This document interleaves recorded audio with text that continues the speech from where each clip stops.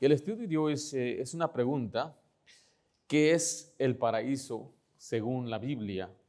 ¿Qué es el paraíso según la Biblia? La Biblia menciona varias veces el lugar llamado paraíso. Jesús habló del paraíso cuando estaba en la cruz. Pablo menciona el paraíso de un hombre que fue arrebatado hacia el paraíso.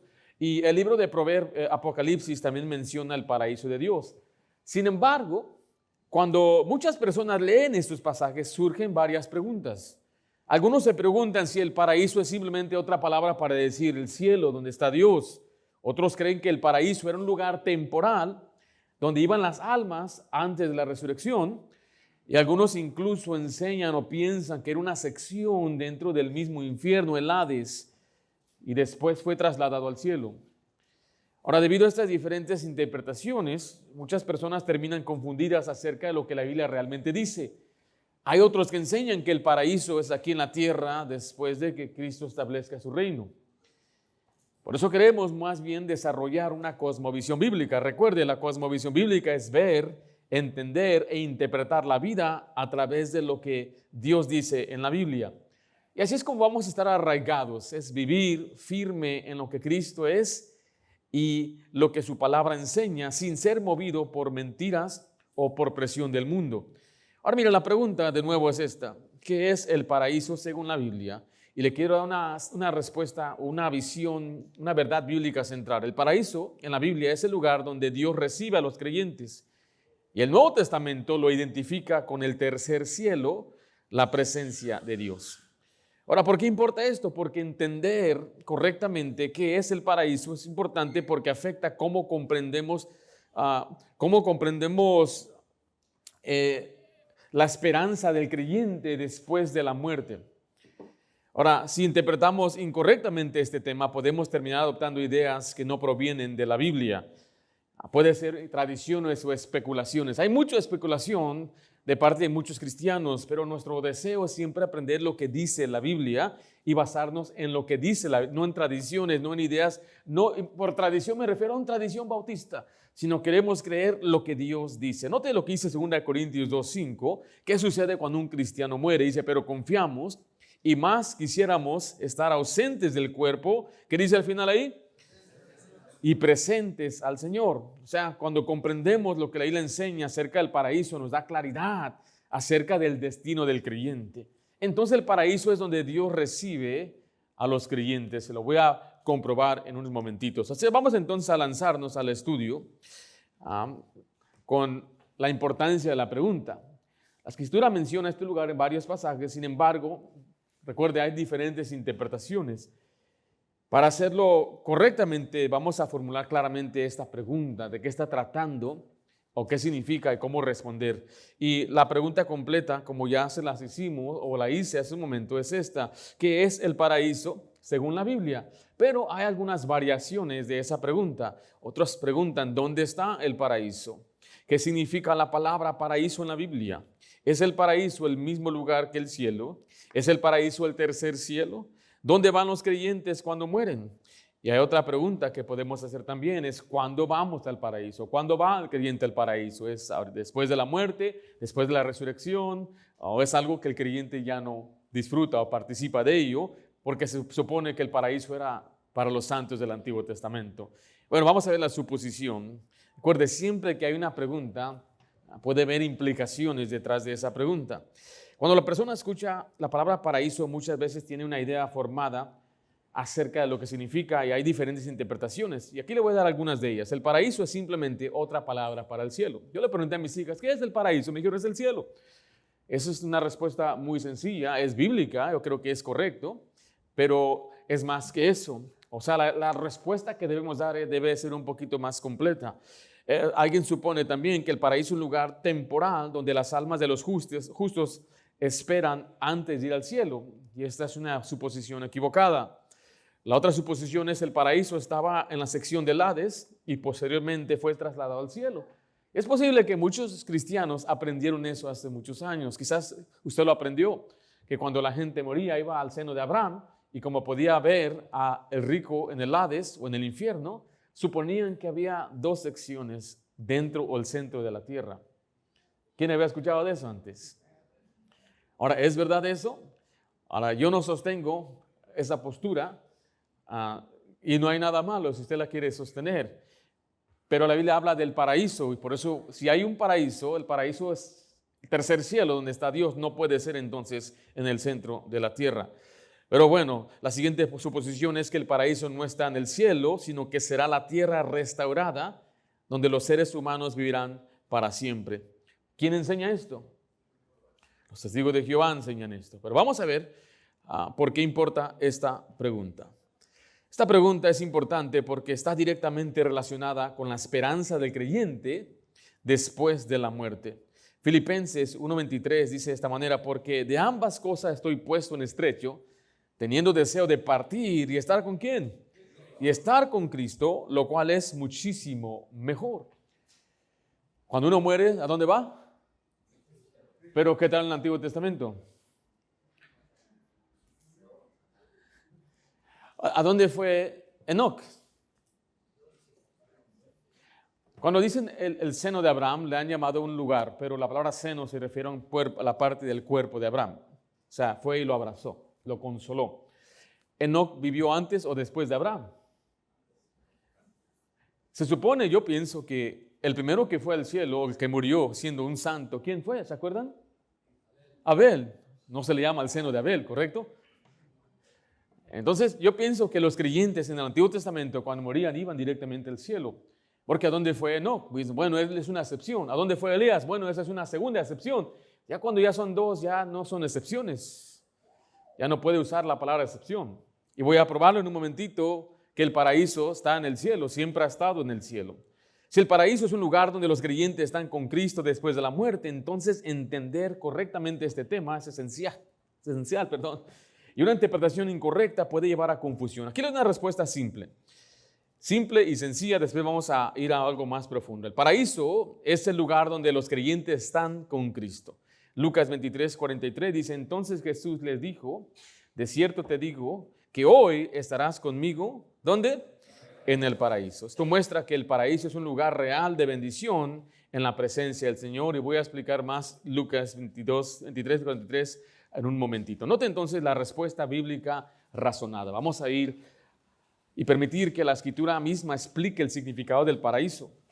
Recuerde que una doctrina no debe basarse en suposiciones o en tradiciones, sino en el testimonio claro de la Biblia. Y al comparar los pasajes donde aparece la palabra, podemos entender qué es el paraíso y cómo se relaciona con el cielo. Veamos meramente el uso de la palabra paraíso en la Biblia.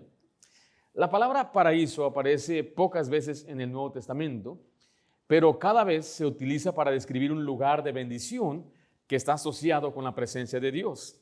La palabra paraíso significa, o la palabra proviene de un término que originalmente significa jardín o lugar de deleite, pero también es el lugar de deleite y bendición donde los creyentes están con Dios.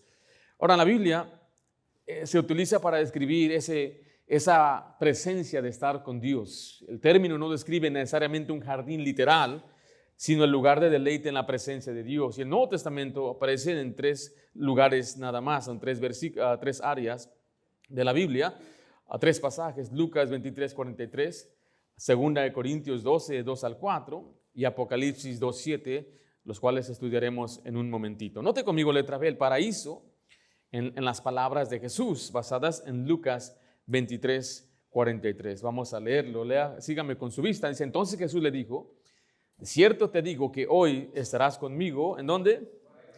En el paraíso. Este es el primer pasaje del Nuevo Testamento donde aparece la palabra paraíso, y por tanto es un texto clave para entender el significado. Note la promesa de Jesús al ladrón. Jesús hace una promesa directa al ladrón que creyó en él. ¿Qué le dice? Hoy estarás conmigo en el paraíso. Aquí vemos 2 elementos. El tiempo es cuando, hoy, y la compañía es conmigo. Esto muestra que el paraíso es un lugar donde una persona está, ¿con quién? Con Cristo. Ahora, el paraíso, Jesús no había resucitado y ese mismo día iba a morir. Jesús iba a resucitar 3 días después. Entonces, cuando Jesús muere, ¿a dónde va Jesús? Va al paraíso. ¿A dónde va su cuerpo? va a la tumba. Pero Jesús va al paraíso, Jesús va al cielo. Una interpretación que intenta cambiar el sentido del pasaje es esta: yo te aseguro hoy, estarás conmigo en el paraíso. Algunas interpretaciones intentan cambiar el significado del versículo y alteran la puntuación de la frase. Y esta es una de ellas. Yo te aseguro hoy. ¿Qué es el problema con esta frase? Porque según esta lectura, entonces Jesús no estaría diciendo que el ladrón estaría con él en ese mismo día, sino que simplemente estaba haciendo una promesa hoy acerca de algo que va a ocurrir en un futuro. ¿Sí me explico? Pero Jesús nunca habla así. ¿Cómo lo dice en la Biblia? ¿Qué dice?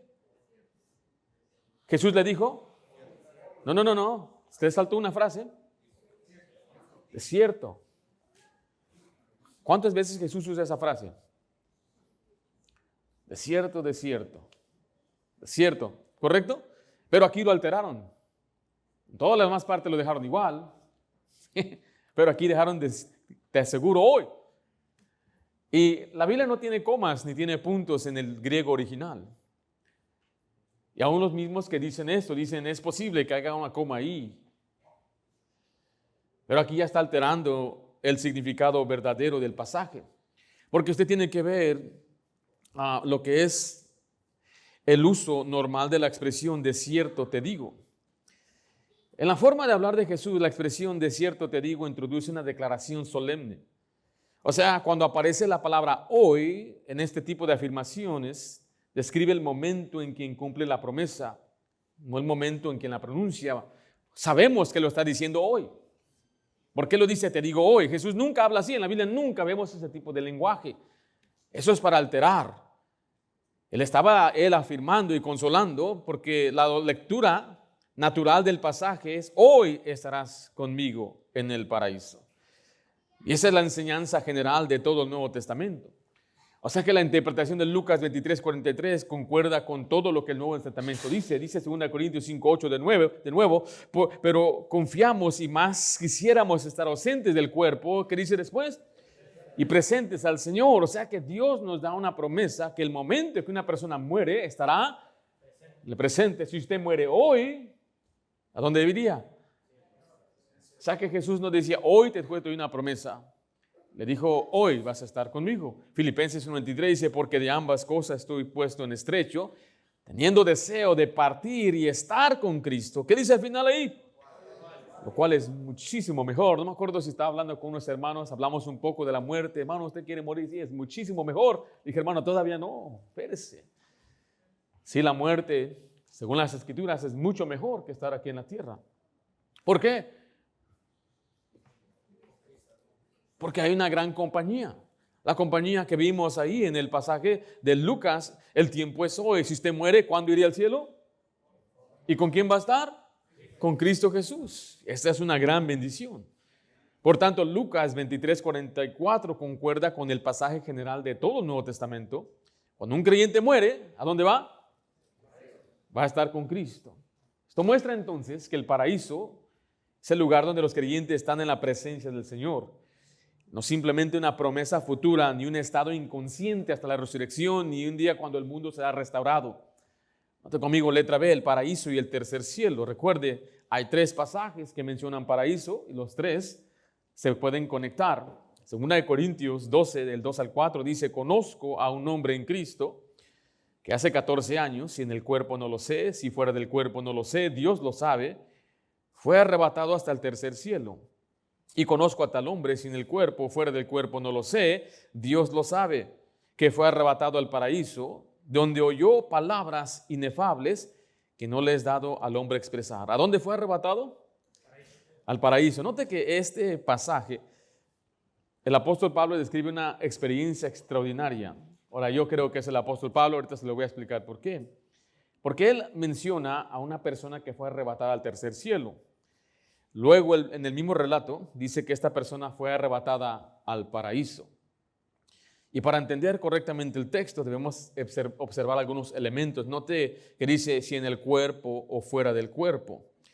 Pablo dice que no sabe si la experiencia ocurrió en el cuerpo, fuera del cuerpo. ¿Qué significa esto? Indica que Pablo entendía la posibilidad de que una persona pudiera existir consciente fuera de su cuerpo físico. O sea, que su cuerpo se quedó y su alma fue al cielo, o fue su cuerpo entero que fue al cielo. Dice, no sé cuál de esas dos sea. Recuerde que la Biblia enseña que el cuerpo y el espíritu pueden separarse en la muerte. Eclesiastés 12:7 dice, y el polvo vuelve a la tierra como era, y el espíritu vuelve a Dios, quien lo dio. Pero vamos a ver ahora por qué Pablo dice tercer cielo. La expresión refleja una forma en que la Biblia describe diferentes cielos. En la Escritura se usa la palabra cielo para referirse a tres realidades distintas. Note el primer cielo, es el cielo atmosférico, es el cielo donde vuelan las aves. El Génesis 1:20 dice así, dijo Dios, produzca las aguas seres vivientes y aves que vuelen sobre la tierra en la abierta expansión ¿de qué? De los cielos. Entonces, ¿dónde vuelan los aves? Llamamos el cielo atmosférico, el primer cielo. Vuelan los aviones también. Pero, ¿cuál será el segundo cielo? El segundo cielo es el cielo estelar. Es el cielo donde está el sol, la luna y las estrellas. Note Génesis 1:14. Dijo luego Dios, haya lumbreras en la expansión ¿de qué? De los cielos, para separar el día de la noche y sirvan de señal para las estaciones, para días y años. Entonces ya vemos cuántos cielos. ¿Podemos ir al segundo cielo? ¿Ya fue usted? ¿Es difícil llegar allá? Dice que no hay oxígeno, la temperatura no está adecuada para un ser humano, pero es el segundo cielo. Eso elimina que la tierra es plana y nada más hay un cielo y la lumbrera está dentro también de aquí donde están las aves y los aviones. Había un hombre que grabó algo y no sé si fue verdad, pero grababa el sol aquí abajito. Mira, estamos por encima del sol, decía él. Estos últimos años, aquellos que era muy fuerte lo que la tierra era plana. ¿Se acuerdan? 2016 al 18 había un gran seguimiento hasta que 3 personas cambiaron el curso de esto. Primero fue un hombre que hizo un cohete y se mató tratando de llegar al cielo. El segundo fue un hombre que hizo un experimento con un láser y le fue mal ese experimento. Probaba claramente que el mundo era redondo. Y el último era un hombre que fue a South Pole, ¿cómo se llama? Antártica, y se dio cuenta que no era lo que él pensaba. ¿Por qué? Porque hay conspiraciones. Todo eso se basa en conspiración. Ahora, yo voy a enseñar acerca de esto, no porque quiero yo contradecir a los de la tierra plana, sino porque muchos críticos de la Biblia dicen que la Biblia dice que es plana, pero la Biblia no dice tampoco eso. Quieren desacreditar la Biblia.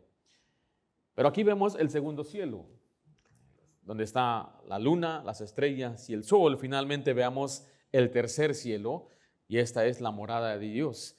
Es el lugar donde Dios habita y donde se manifiesta su presencia. Note, primer libro de Reyes 8:30, dice, oye pues la oración de tu siervo y de tu pueblo Israel, cuando oren en este lugar, también tú lo oirás en el lugar de tu morada. ¿Dónde dice ahí? En los cielos. Note Salmo 11:4, Jehová está en su santo templo, Jehová tiene, note, en el cielo su trono. Por lo tanto, cuando Pablo dice tercer cielo, se está refiriendo ahora al cielo más alto, el lugar donde Dios habita. ¿Sí me estoy explicando? Note entonces por qué Pablo usa la palabra arrebatado. La palabra arrebatado indica la experiencia. Esta experiencia no fue causada por Pablo, fue un acto de Dios. La misma idea aparece en otros pasajes cuando Dios traslada a alguien. Note Hechos 8:39, cuando subieron en lugar del agua, el Espíritu del Señor, ¿qué hizo? Arrebató a Felipe y el eunuco no le vio más. Entonces la palabra describe una acción en que Dios transporta a una persona. Entonces Dios trasladó y transportó a una persona. ¿A quién fue? ¿Era Pablo, la persona que fue arrebatada? Aunque Pablo habla de un hombre en Cristo, el contexto sí indica ciertamente que fue él mismo. Note 2 Corintios 12:7. Y para que la grandeza de las ¿qué? Revelaciones no me exaltase desmedidamente, me fue dado un aguijón en la carne. Aquí Pablo conecta las revelaciones a su propia experiencia. Por tanto, el hombre en Cristo parece hablar siendo él mismo. Él mismo fue allá y el paraíso entonces es llamado el tercer cielo. Ese es el detalle más importante del pasaje de Pablo, porque describe la misma experiencia con dos expresiones distintas. Primero dice que fue arrebatado al tercer cielo, luego dice que fue arrebatado al paraíso. Eso sugiere que el paraíso está relacionado con el tercer cielo, es decir, con el que habita, el lugar donde habita Dios, el lugar donde Dios habita. ¿Sí me estoy explicando? Ok, entonces, ¿dónde está el paraíso? En el tercer cielo, que es conocido también como la morada de Dios. Entonces, si usted muere el día de hoy, ¿a dónde iría? ¿Tercer cielo? ¿Dónde va su cuerpo? Va a la tumba, ¿verdad? Lo enterramos. Aquí se queda. ¿Y qué pasa con su cuerpo?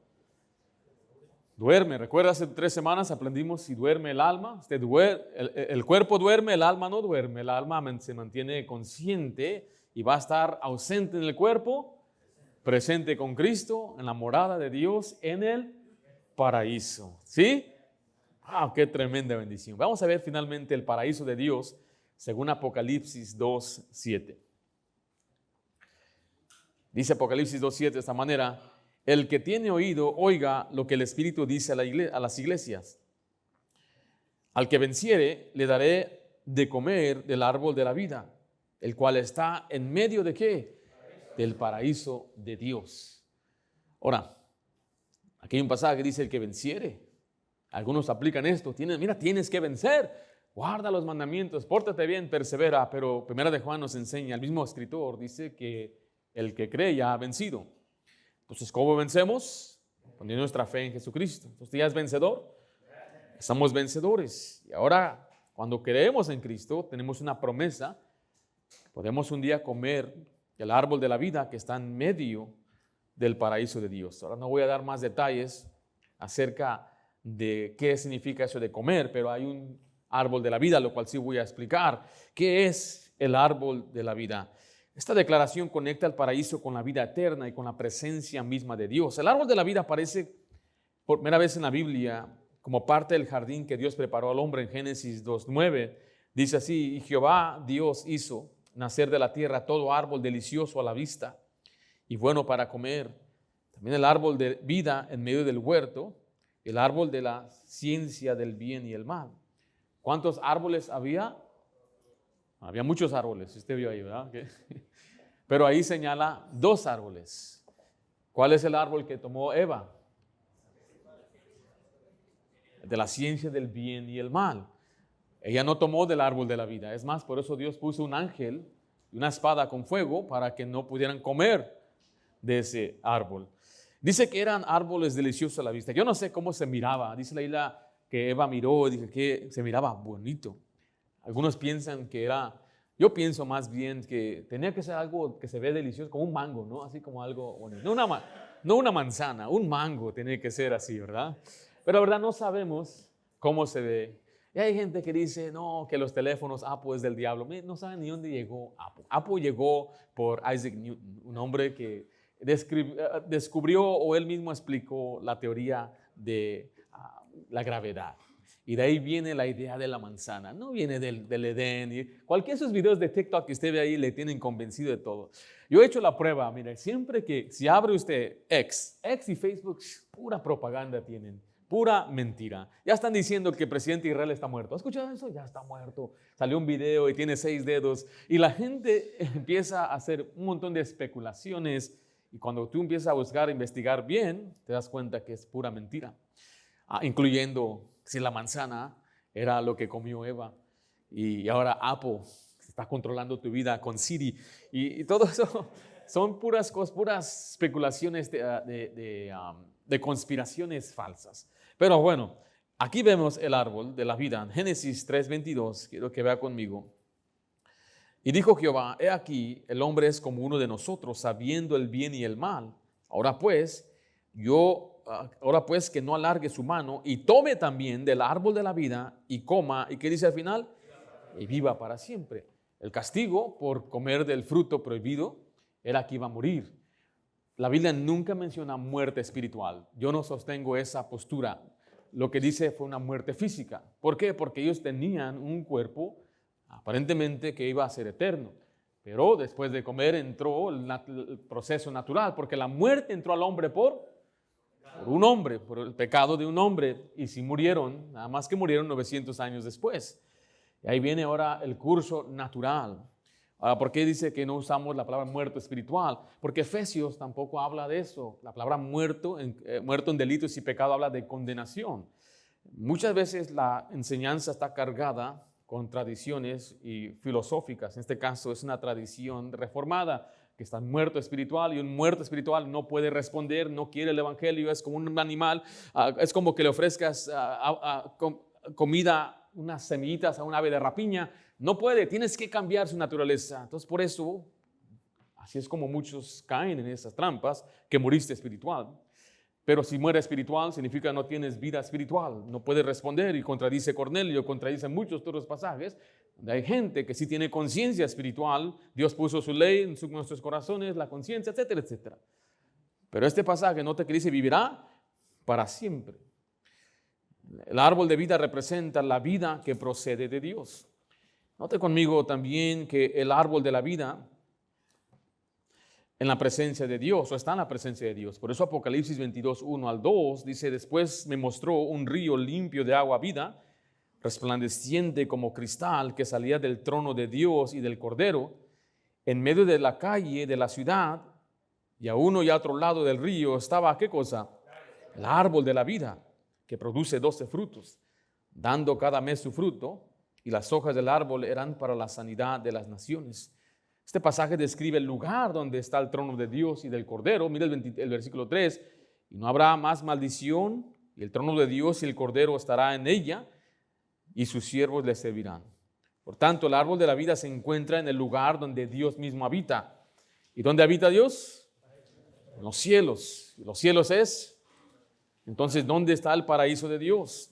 Si Apocalipsis 2.7 dice que el árbol de la vida está en el paraíso de Dios, y el Apocalipsis 22 muestra que el árbol de la vida está en la presencia de Dios junto a su trono, eso indica que el paraíso está asociado con un lugar donde Dios habita con su pueblo. Además, Jesús prometió que los creyentes estarán con Él en ese lugar. En Juan 14, 2 y 3 dice: en la casa de mi Padre muchas moradas hay. Si así no fuera, yo os lo hubiera dicho. Voy pues a preparar lugar para vosotros. Y si me fuere y os prepararé el lugar, vendré otra vez y os tomaré a mí mismo, para que donde yo estoy, ¿qué dice al final ahí? Vosotros también estéis. Amén, hermanos. Entonces Apocalipsis 2.7 muestra que el paraíso de Dios es un lugar de vida eterna preparada para los creyentes. Ahí se encuentra el árbol de la vida. Es el símbolo de la vida que Dios concede, y ahí está la presencia de Dios y del Cordero junto a su trono. Este pasaje entonces conecta el paraíso donde Dios habita, donde los creyentes disfrutan la vida eterna, y un lugar de deleite en la presencia de Dios. ¿Cuántos pasajes se menciona en la Biblia, o cuántos pasajes menciona la Biblia del paraíso? ¿Cuántas veces se menciona en la Biblia paraíso? Imagínense, acabo de enseñarles hace unos minutos. Aquí en unas 3, 4 semanas, en un mes le pregunten, ¿cómo se va a acordar? Hay 3 pasajes que menciona paraíso: Lucas y Apocalipsis. ¿Qué significa el paraíso? Es un lugar de deleite para el creyente. El paraíso está en la morada de Dios o el tercer cielo. Aquí vamos a hacer un resumen bíblico.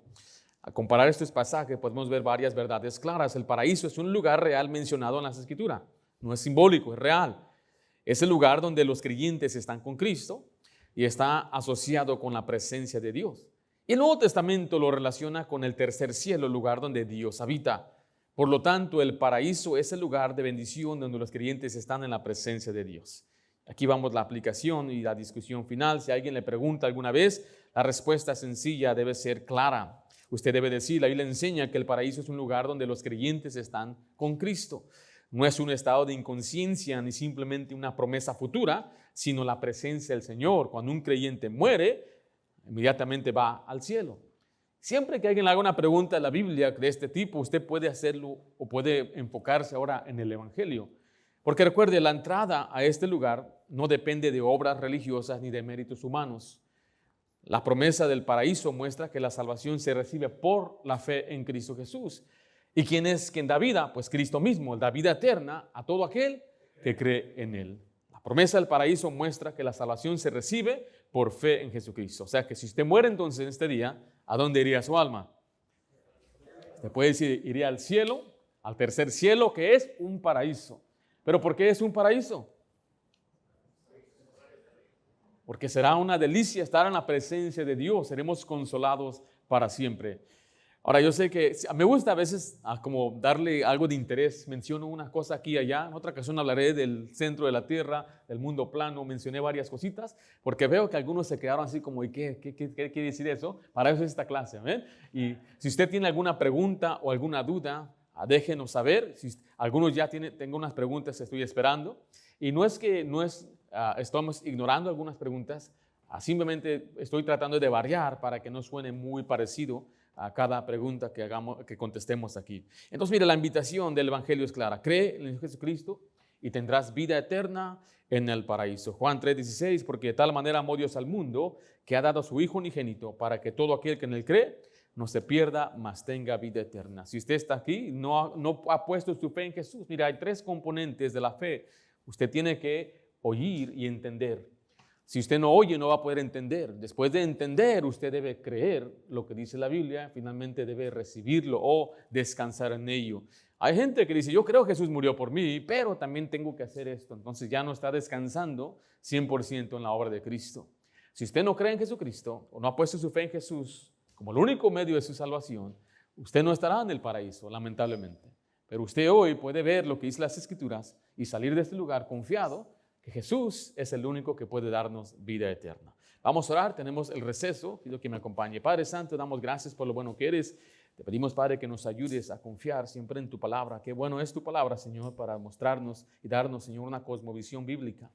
Yo ruego, Señor, si hay quienes están aquí que no han comprendido o no, Señor, han recibido a Jesús, que este día sea el día de su salvación. Te lo pedimos en nombre de Cristo Jesús. Amén.